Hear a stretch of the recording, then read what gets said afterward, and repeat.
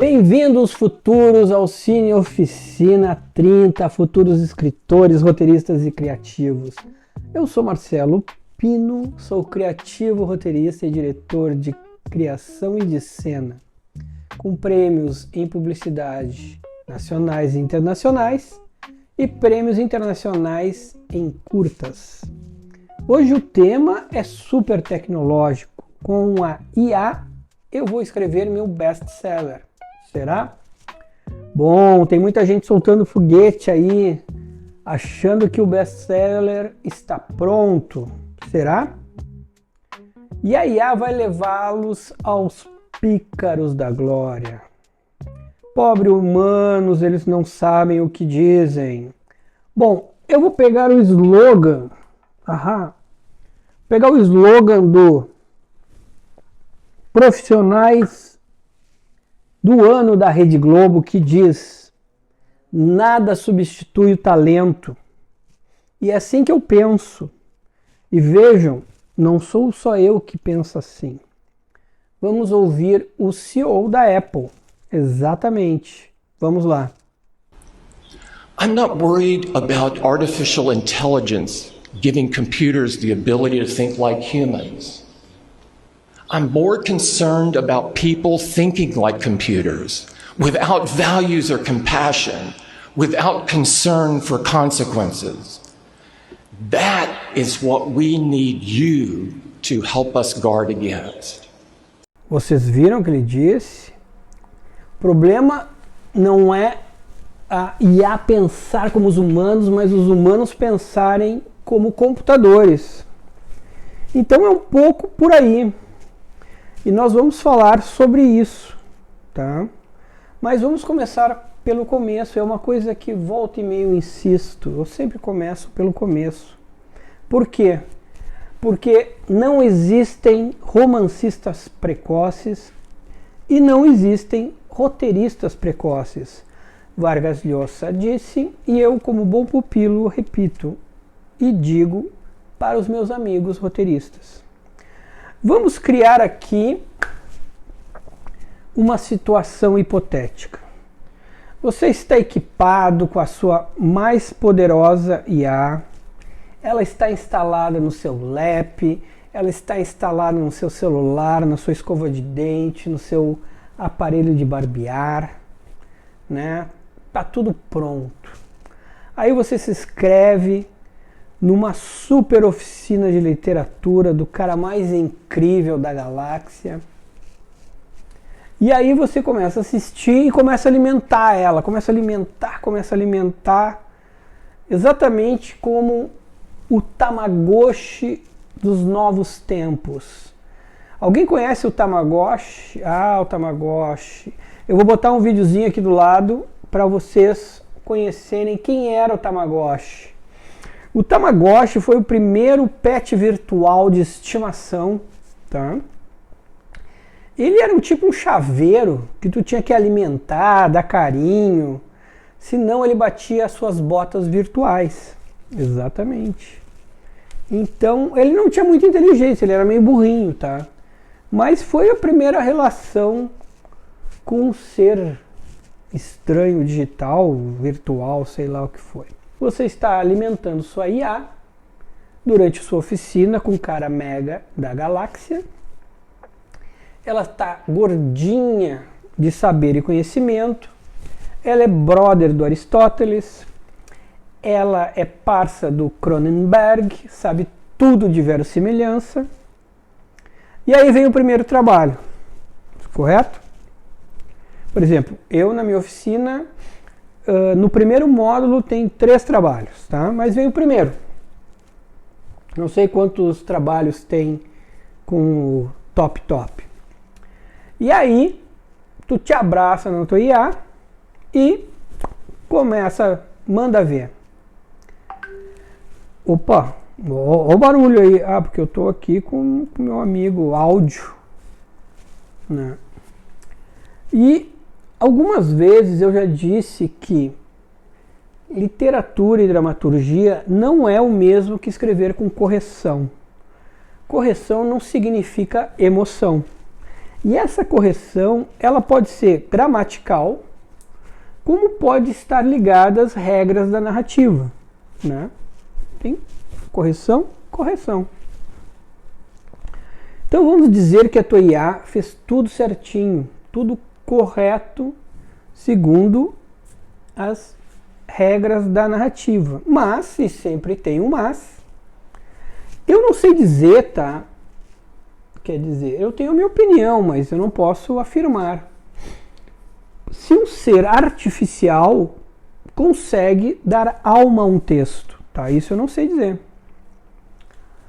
Ou se ele apenas fica restrito a padrões, regras, fórmulas, tá? Se a Parsa IA não fizer isso, se ela não conseguir colocar emoção, tu vai ter um texto estruturado, mas tu vai ter muita dificuldade de colocar emoção. Por quê? Porque tu passou o tempo todo da tua oficina alimentando tua IA e não passou assistindo a aula e não passou compreendendo a aula e os conhecimentos. Ou tu estava alimentando ela, ou tu estava de boa contando que ela ia fazer isso. Correto? Tu não estava atento. Então, isso é uma possibilidade. A outra possibilidade é assim, digamos que a sua amiga IA realize de forma assim relativamente aceitável e aí uma coisa certamente irá acontecer. Vamos aqui ao nosso professor e a um vídeo, por favor.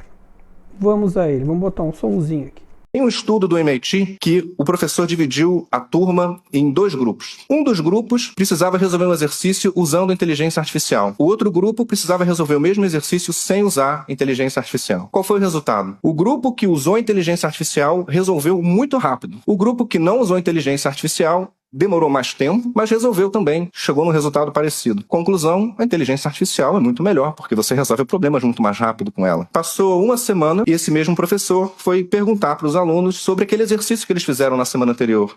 E os alunos que usaram inteligência artificial não lembravam do exercício, não lembravam a solução, não lembravam o problema, não lembravam do que eles fizeram. E quem não usou a inteligência artificial lembrava com minúcias de detalhe da angústia de não ter a resposta pronta, do processo de encontrar a resposta, dos erros que eles cometeram, ou seja, eles aprenderam. A inteligência artificial está a serviço da eficiência, mas nem tudo na nossa vida é para ser eficiente. O processo de aprendizado é uma ineficiência do nosso cérebro tentando assimilar um conhecimento que a gente não sabe muito bem como vai assimilar. A gente precisa errar para aprender. E muitas vezes a inteligência artificial, por ser essa tecnologia tão sedutora, pode limitar a nossa capacidade de aprender, porque ela vai nos dar uma resposta pronta e não vai deixar a gente se angustiar e se debruçar sobre aquele problema que a gente quer resolver. Você ouviu o que ele disse? Então, certamente você vai absorver muito pouco ou nada de conhecimento e técnica com a tua amiga IA, como a gente ouviu aqui. E aí, como eu te disse, digamos que ela conseguiu colocar uma emoção. Eu te garanto uma coisa, tá? Se tu começar a escrever com IA, você vai desejar, a última coisa que você vai desejar é fazer sucesso sem dominar a técnica. Vamos trocar umas figurinhas aqui. Eu já comentei aqui que eu entrei em agência com 20 anos.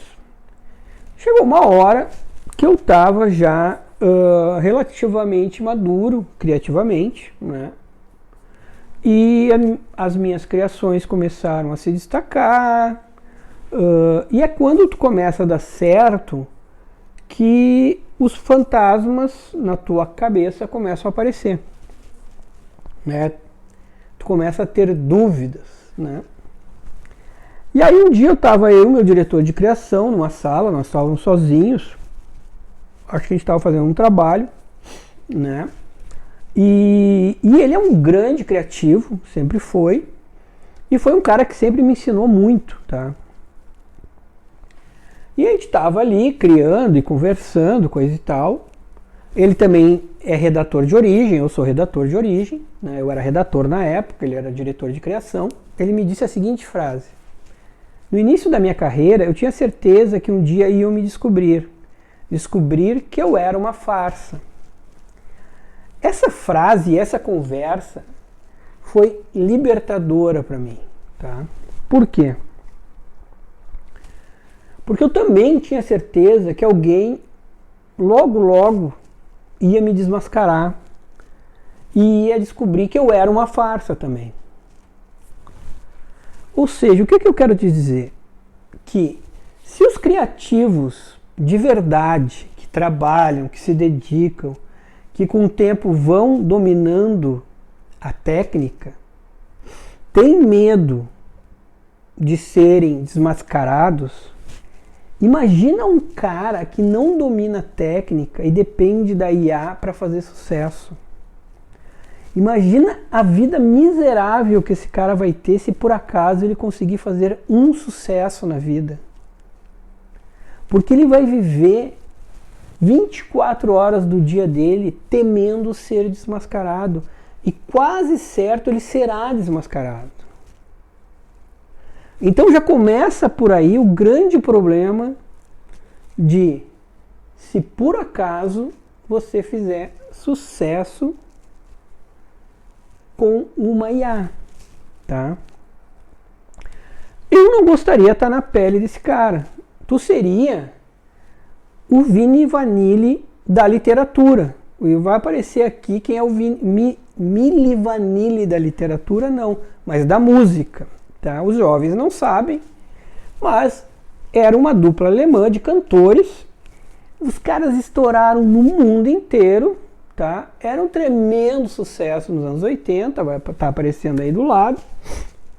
E aí se descobriu que os caras não cantavam nada, eles só faziam playback. E a vida dos caras foi por água abaixo. Então, é complicado. E alguns podem pensar assim, mas o importante é que os caras ganharam dinheiro e beleza. Não é bem assim. Eu acho que se vocês forem falar com o Milli e com o Vanilli hoje, olha, eles devem estar bem no fundo do poço, tá? Eu acho que não é o caminho e mesmo assim acho que a chance de fazer sucesso com uma IA é muito, muito rara ou quase nula, tá? Tenho minhas dúvidas, como também tenho minhas dúvidas se ela é capaz de colocar emoção e transcendência num texto, tá? Por ser artificial. Aí tem mais um probleminha, meu caro amigo. Vamos ao vídeo. Uma editora de Curitiba cancelou um prêmio literário depois de receber inscrições de obras feitas por inteligência artificial. Pois é. A premiação começou no ano passado e reconhece livros inéditos, né? Que se destaquem nas áreas de filosofia, literatura e política. Agora, a editora Cotter recebeu cerca de 900 obras na inscrição do concurso desse ano, só que dessas, 40 tinham sinais óbvios do uso de inteligência artificial, como comentários feitos pela própria ferramenta. Que loucura! Outros 60 textos apresentam indícios do uso de IA. Agora a editora estuda novos critérios de avaliação. Aí realmente a coisa vai ficar dura, né, Leilane? Porque o cara quer fazer livro pedindo pro chat GPT digitar para ele, aí realmente dureza, né?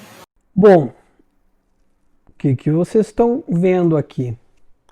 Já estão pegando a turma do anabolizante. Mal começou e já estão pegando essa turma. É óbvio que todo o processo de tecnologia que surge para mascarar algo, também surge a tecnologia para descobrir o que está sendo feito, em primeiro lugar. Segundo lugar, os caras já estão se dando mal, né? Outra coisa, as editoras sérias vão trabalhar fortemente nesse sentido. Por quê? Porque publicar um livro de IA pega muito mal para uma editora. Tá? Então, nós voltamos para o início, ou seja, não tem elevador para o sucesso. Para que tu chegue no teu Everest da glória literária, o Everest do teu roteiro literário, do teu roteiro de cinema, tu vai ter que trabalhar, tu vai ter que dominar a narrativa, tu vai ter que dominar a técnica, não adianta. Tá? Os bons roteiristas e escritores, os inteligentes, eles vão usar a IA como suporte, mas não para fazer o trabalho deles. E suporte como pesquisa e não vivência. Tá? Como eu comentei no episódio passado em relação ao Chuck Palahniuk, do Clube da Luta. Tá? Então, o Chuck, ele relata no seu livro, que é a parte boa do livro, as suas vivências para escrever muito sobre seus personagens e as experiências dos seus personagens. Então eu comentei que ele fez várias jornadas num telesexo para escrever num livro, que ele fez curso de como ser vendedor de carro para escrever outro livro, e mesmo também ele com certeza foi naqueles grupos de autoajuda para escrever o Clube da Luta, porque ali tem uma riqueza de detalhes absurda. Os personagens são maravilhosos, a relação entre os personagens é maravilhosa. Tudo ali é muito bem colocado e certamente pelo perfil dele e por aquilo que ele conta no livro, ele foi nesses grupos de autoajuda. Tá? E é uma das características maravilhosas dele. Os escritores e roteiristas que têm essa característica, ele é maravilhoso. Por quê? Porque tu tem um arcabouço de informação absurdo para escrever. Tá? O teu texto fica muito mais rico. Tá? Então, faça isso. Mas onde a IA vai te ajudar? Nas pesquisas. A tua pesquisa vai ser muito mais rápida. Então, quando tu precisar pesquisar sobre nome de cidades, cidades longínquas, cidades que nunca se ouviu, número de população dessas cidades, hábitos e cultura dessas cidades, isso vai te ajudar muito. Até coisas mais bizarras como número de assassinatos, número de assassinos, características desses assassinatos, serial killers, pesquisas bizarras que o escritor de volta e meia faz, vai para IA. Né? Mas aí sim a IA vai ajudar e agilizar muito o processo do escritor. Tá? Só que assim, fora isso, não há sentido. Se o escritor que entrega o prazer de escrever para IA, claramente não quer ser escritor. É a mesma coisa que o tenista entregar sua raquete para um robô. Ou então, o Picasso comprar uma impressora e ficar sentado. Tanto que, vejam só, quanto mais se aprimorou a fotografia e a impressão, mais a arte foi para o abstrato, foi para o, entre aspas, o imperfeito, tá? Ou gestual, vamos chamar assim, que é melhor. Tá? Então hoje existem aqueles que retratam o hiperrealismo, e até tem muita gente legal que retrata isso, mas tem muito mais pessoas trabalhando o traço autoral. Por quê? Porque o perfeito, o realismo, tu já consegue com a fotografia, com a impressão, é muito mais fácil de tu buscar isso, né? Então, entendam que o prazer de criar, tu não terceiriza. Não há sentido nisso, Entende? E não vai ser nem o sucesso, nem o dinheiro que vai te redimir. Tu vai ser visto de uma forma negativa sempre, se por acaso isso acontecer. E se acontecer, vai ser fugaz e passageiro. Torça para que não aconteça. É o que eu penso. Não entrega teu texto para IA. Entendeu? E se tu pensa assim, uma coisa eu já posso dizer, tu não quer ser escritor. Esquece isso.